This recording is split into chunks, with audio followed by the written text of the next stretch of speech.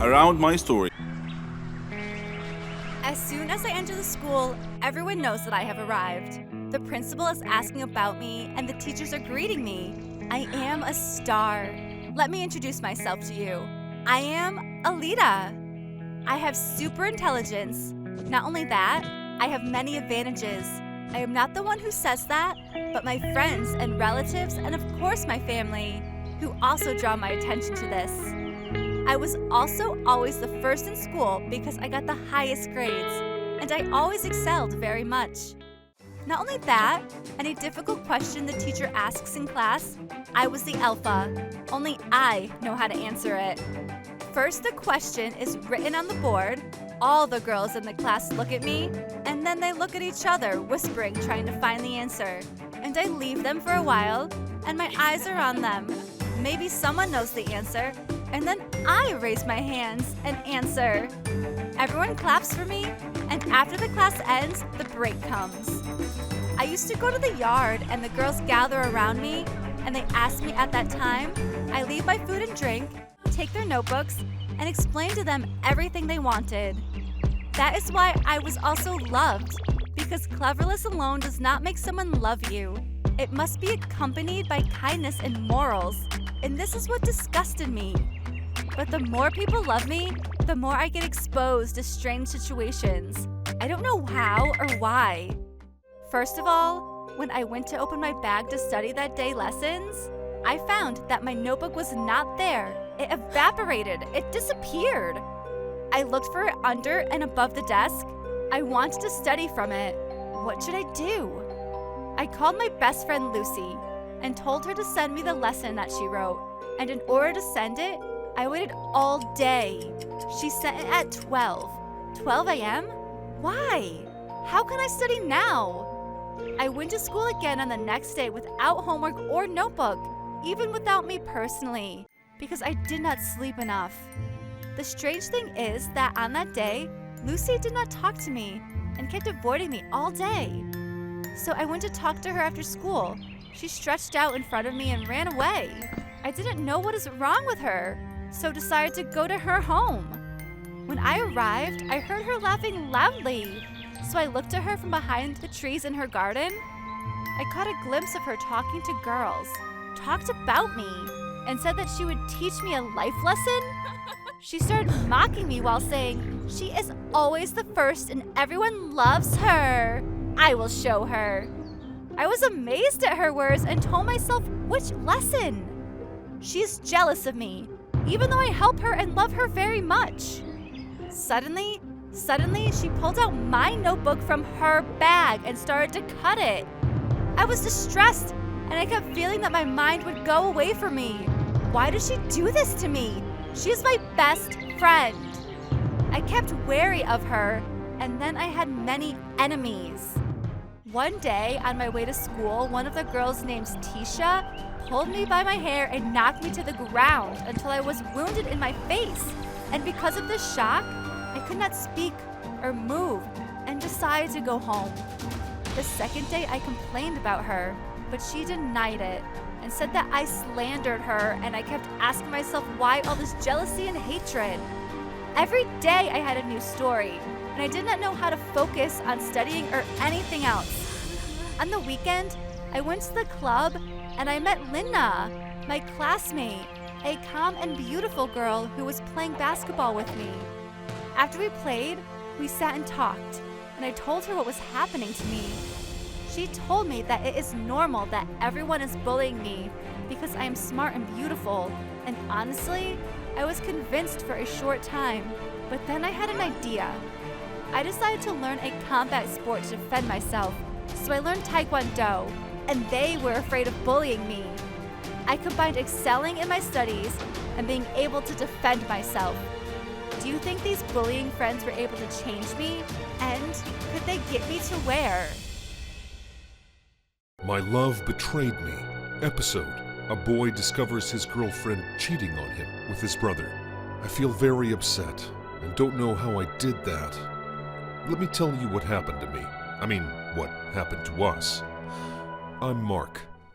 My story began when I met a beautiful girl with yellow hair and a very soft and gentle voice. I met her in the motor race that I always go to, as I had no competitor in driving it. I used to take my brother Lucas with me every time I went, but he didn't like to do anything other than sit and encourage me. He used to come, clap, drink Pepsi, and go home alone. He was a strange young man. I don't know if he was introverted or crazy. He loved poetry and drawing, my exact opposite. As for me, of course I don't need to tell you, on race days, girls were around me everywhere, and I did not know how to get rid of them, screaming, following, and chasing me because I won. The winner always wins in everything, love and life. But one day, I noticed a very beautiful girl standing far away, wiping away the tears of another who lost the race.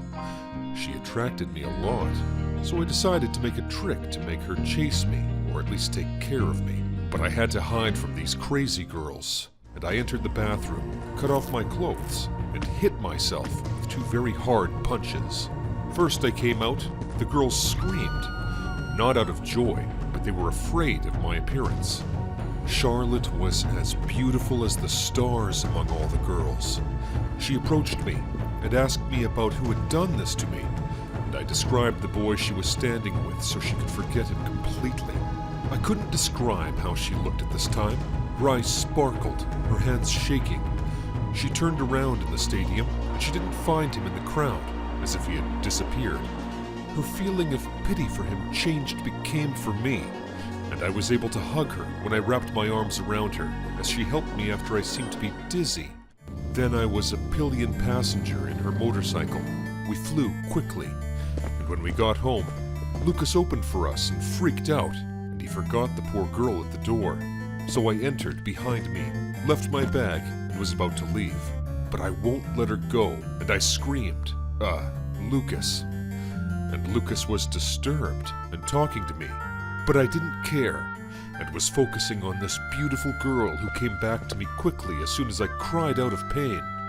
Then Lucas noticed her and gave her juice and applied poultices to me. Since then, I and Charlotte became friends. Every day we hang out together, and I felt the tenderness and the kindness of her heart. I became much attached to her and loved her. She also kept bringing me presents, and we kept having dinner together, me, her, and Lucas. When we finish dinner, Lucas goes playing music and painting, and Charlotte and I enjoy watching a movie together.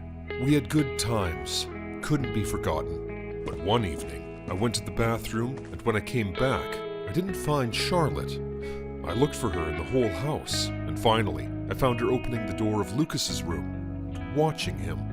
I approached her and said, "What's wrong, my dear? Are you bored?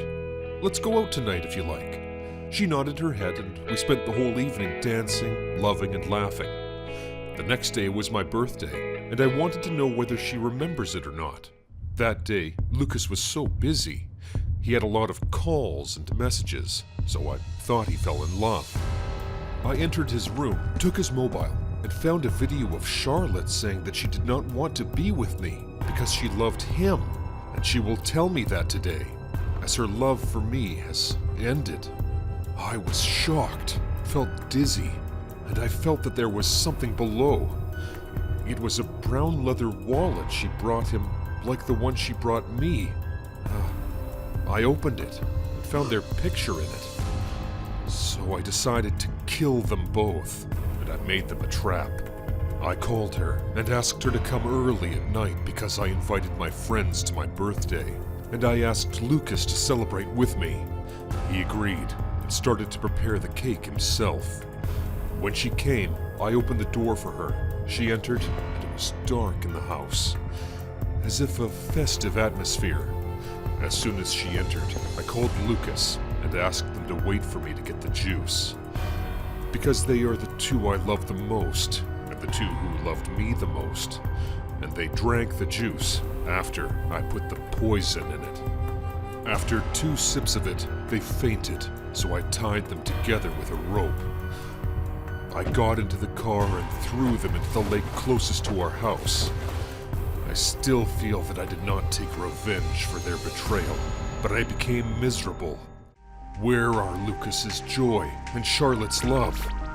I am alone. Can you tell me how to repent?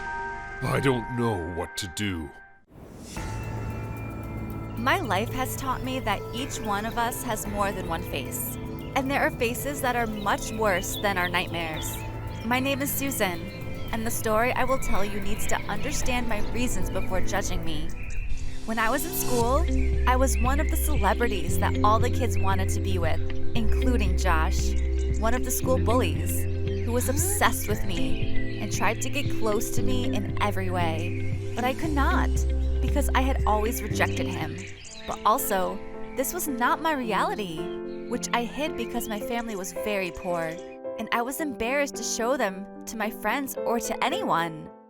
And at that time, I became in relationship with my friend Max. And Max was one of the boys that I could call the idiots of the school because he was very mean, and the rest of the students were surprised that I chose him. And despite this, all the students, even the bullies, including Josh, were afraid of Max and could never get close to him, which was strange. The days passed, and I left Max.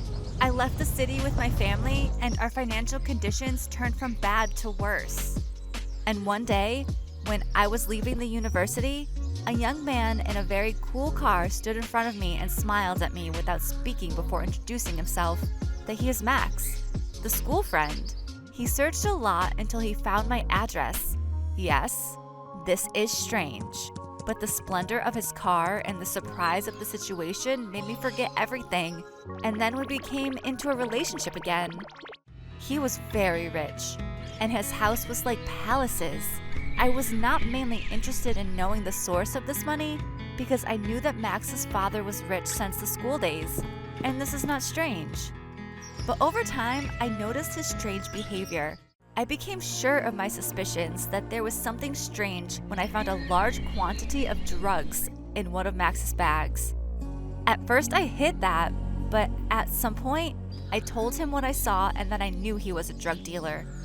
At that time, he was very calm and told me that each one of us has something to hide, and this was my truth. I was just a girl who had been lying that she was someone else all her life. But I couldn't bear this situation, and that's why I called the police. They came to Max's house and arrested him and his men, except for a group that managed to escape. They gave me a big financial reward because Max was one of the most dangerous wanted drug men, but I lost Max forever. Of course, it was not true love, but this does not prevent that it caused me great pain. I decided to leave all this and go back to my family, but I did not find them and received a message. My family was kidnapped by Max's men, and they asked me to come to a place on the outskirts of the city if I wanted to see them again. Everything collapsed in my mind, and I felt like I was in a nightmare, and there was no solution for me other than to listen to their words and go to that place. There, Max's men came out to me with my family in handcuffs. For a moment, I was about to cry, but I held on. Immediately, the shooting started between the police and Max's men, as I told the police what happened and they were hiding in the place. At that time, a bullet hit my brother. The gangsters were arrested while I broke down. And I met Josh again, the school bully in the past, who was then one of the policemen who arrested the gangsters. The bullet that hit my brother caused his death, and I lost one of the closest people to me. But Josh never left me after that, and I got back in this ordeal. At that time, I made sure that I was stupid when I rejected him a long time ago and chose a fake face, just as I was fake too. My name is Ricardo. Though I am a 21-year-old, my body is the size of a 10-year-old boy because I was born with a disease called Prader-Willi syndrome, PWS, which stunted my body growth while allowing my mind to continue developing. Most people would consider PWS to be a curse, but it was a gift for Dad and me because we took advantage of this situation. My story starts when Dad's company accused him of embezzlement and fired him. The scandal and shame of this incident kept him from getting any other type of work, so we left our country to start a new life elsewhere. Dad was still unable to get a job because his old company always gave him bad references when called by prospective new employers. Dad was worried about our future, so he improvised and came up with a scheme to turn me into the goose that laid the golden egg. You see, children always bullied me due to my small body size. Luckily, my mature mind helped me avoid fights most of the time. One day, Dad asked me if I wanted to become famous, and I said, sure. He told me that we needed a way to gain people's sympathy, and he explained his plan. We went to the garage and found some old torn clothes that he asked me to wear. Then he poured dirty water on me. Then he made a recording of me crying and explaining that I had been beaten by some bullies in our neighborhood. After we finished making our sympathy-garnering video, he applauded my performance and posted it to the internet to see what reaction we would get. The next day, our video went viral, and I became an instant celebrity. All the news agencies gave the video broad coverage, and I began receiving sympathetic phone calls and donations from around the world. Several international schools offered me free scholarships at their schools, and I managed to amass a good size of money from all the donations, and for a moment, I thought our days of poverty were finally over. Unfortunately, the authorities investigated my background and found that I was 21 years old and not really a kid at all. Then all my fortunes reversed themselves, and the police came after me for fraud. I am speaking to you now from a hotel room as I hide from the police. I have enough money to head to another country, preferably one that has no extradition treaty with my country. I have enough money to live comfortably without needing to work for the rest of my life. So, on balance, I don't have any regrets about what I've done. The curse of money. I am Andrew, 20 years old, and I have everything you can imagine, or even what you cannot imagine in life. I reach everything I dream of or desire. Life is very easy for me because everything has its cost. My life is a great pastime, betting on anything and everything. I have many friends who are ready to do anything I ask of them. If I tell them to kill, they will kill for money. One day I was at a party and I met a girl. It was the first time to see her in the city. Her name was Florence. She was different. She attracted me. I tried to get closer to her and talk to her. She rejected me. Andrew, who no one can say no to, and there is nothing he needs and cannot reach. A girl said no to him.